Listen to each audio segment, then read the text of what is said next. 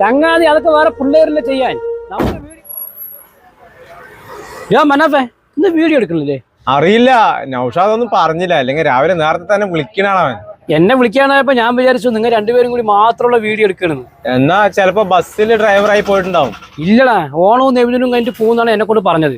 നമുക്കൊന്ന് വിളിച്ചു നോക്കിയാലോ? അങ്ങനെ വിട്ടാ പറ്റില്ലല്ലോ.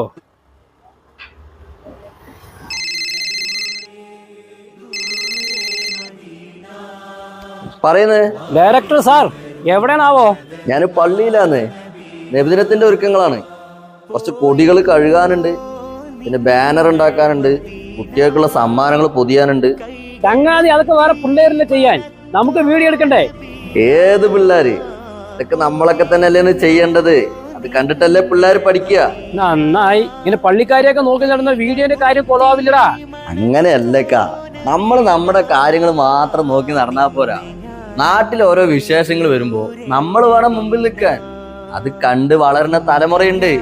അവരും നാളെ ഇതുപോലെ നിന്നാലല്ലേക്കാ ആഘോഷങ്ങൾക്ക് ഒരു ഇമ്പുണ്ടാവുള്ളൂ. വന്നിടാൻ യോഗ്യനാണോ മദീന?